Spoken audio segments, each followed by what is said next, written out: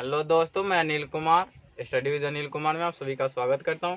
आइए आज हम सभी कक्षा 9 के प्रश्नावली 3.1 करेंगे और इसमें दिया हुआ है कि निम्नलिखित प्रश्नों में से प्रत्येक प्रश्न का उत्तर दीजिए। कार्तीय तल में किसी बिंदु की स्थिति निर्धारित करने वाली क्षैतिज और ऊर्ध्वाधर रेखाओं के नाम लिखें। देखिए, प्रश्न संख्या 1 है और प्रश्नावली जो है आपका 3.2 है और प्रश्न संख्या 1 है। और प्रश्न संख्या 1 में कहता है कि क्षैतिज रेखा, कौन सी रेखा? क्षैतिज रेखा और ऊर्ध्वाधर रेखा। क्षैतिज रेखा और ऊर्ध्वाधर रेखा, एक्स एक्सिस और X dash axis, Y axis और वाई डैश एक्सिस। तो कहता है कि निर्धारित करने वाली रेखाओं के नाम क्या है। तो इस रेखा का नाम, क्षैतिज रेखा का नाम, ये क्षैतिज रेखा है। इस प्रकार से जो होंगे, आप खड़े हैं और आप खड़े हैं तो अपने सापेक्ष देखेंगे, खड़ा खड़ा, तो वो होगा ऊर्ध्वाधर। और आप अपने इस प्रकार से देखेंगे, दाएं बाएं की ओर देखेंगे, वैसी रेखा होगी तो वो क्षैतिज होगी। तो इसका नाम है एक्स अक्ष। क्या होता है? एक्स अक्ष। तो लिखेंगे कि क्षैतिज रेखा के नाम है ना। कार्तीय तल में किसी बिंदु को निर्धारित करने वाली है ना, तो लिखेंगे कार्तीय तल में, कार्तीय तल में किसी बिंदु को निर्धारित करने वाली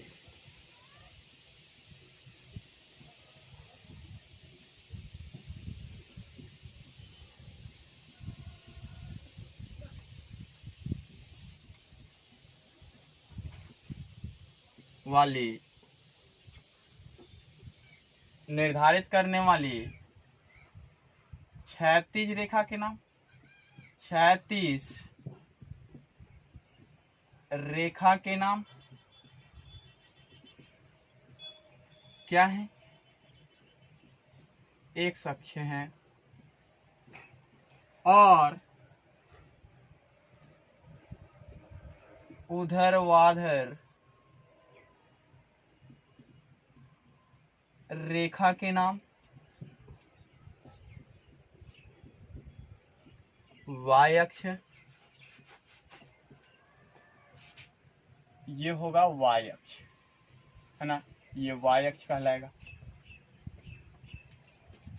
देखिए, भुज और कोटि इसको कह सकते हैं कि नहीं, ये सवाल पैदा हो जाती है, यहाँ उत्पन्न हो जाती है। तो भुज और कोटि एक्स अक्ष का नाम नहीं है।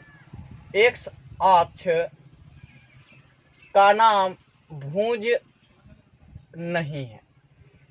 एक्स निर्देशांक का, निर्देशांक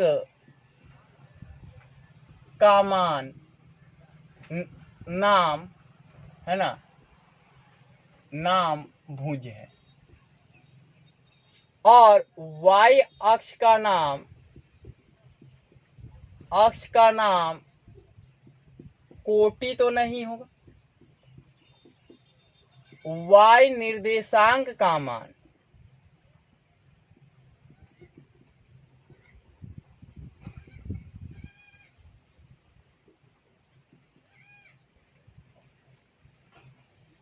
इसको कोटि बोल सकते हैं आप। तो इस प्रकार से ये क्वेश्चन पूर्ण हुआ, ये आंसर हुआ आपका, और ये कंफ्यूजन नहीं रखेंगे आप। अब दूसरा नंबर जो प्रश्न है वो मैं देख रहा हूं। दूसरा नंबर प्रश्न में कहता है कि इसी में कहता है, इसमें 1 नंबर का हो गया, ये 1 नंबर का है। कितने नंबर का है? ये रोमन का 1 है। अब रोमन का दूसरे नंबर प्रश्न में देख रहा हूं मैं। दूसरे नंबर प्रश्न में कहता है, इन दोनों रेखाओं से बनने वाले बने तल के प्रत्येक भाग का नाम बताइए। प्रत्येक भाग का नाम तो अलग अलग होता नहीं है। प्रथम चतुर्थांश कहते हैं, द्वितीय चतुर्थांश कहते हैं, तो उसके भाग का नाम क्या होगा?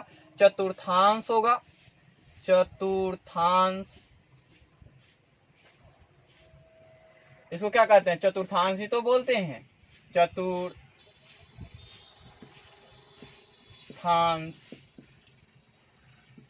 या तल बोलते हैं।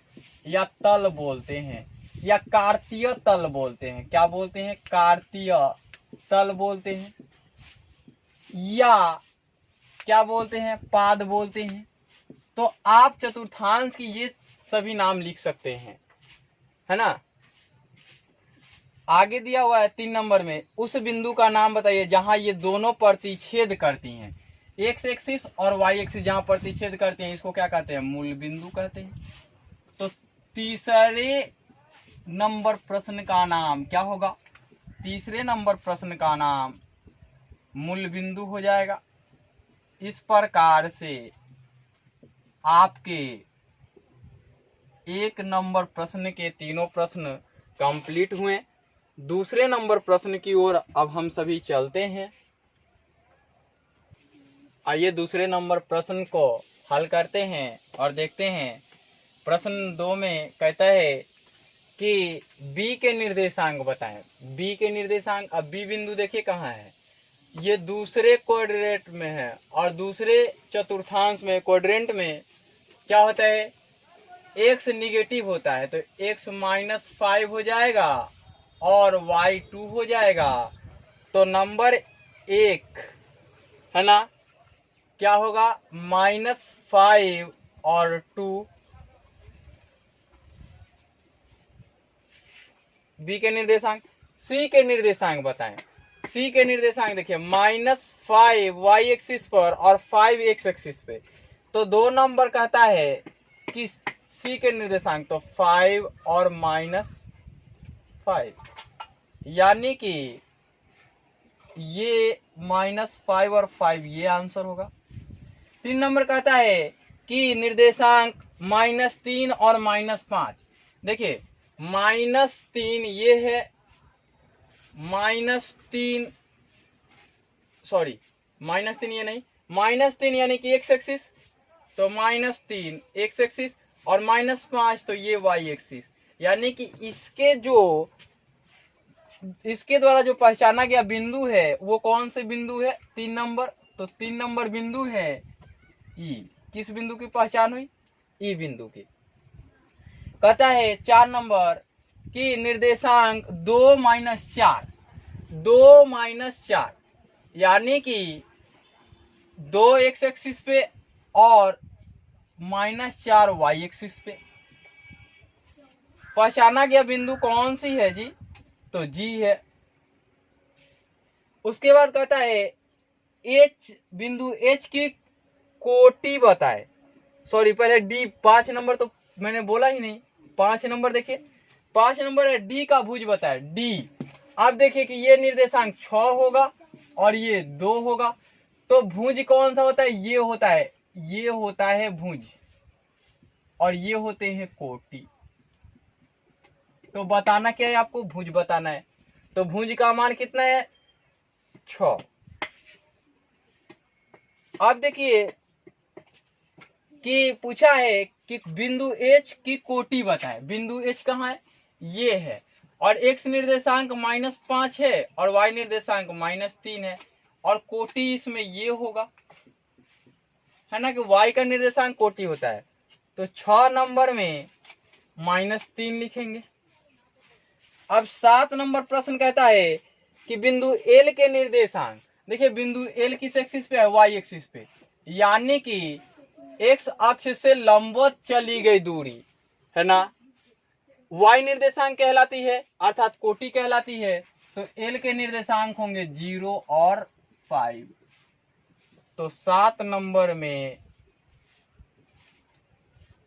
0 और 5 करेंगे। अब देखिए 8 नंबर है एम के निर्देशांक। एम निर्देशांक, यहां से ये तो 0 होगा, यहां से आके एम का निर्देशांक कितना होगा? ये वाई एक्सिस से है, तो -3 और 0 होगा। तो 8 नंबर जो होगा -3 और 0 होगा। मैंने सभी के निर्देशांक लिख दिए हैं, सभी क्लियरिटी में लिखे हुए हैं। आप सभी इसे समझ गए होंगे, उम्मीद करता हूं। फिर अगले चैप्टर में अगला वीडियो बना दूंगा।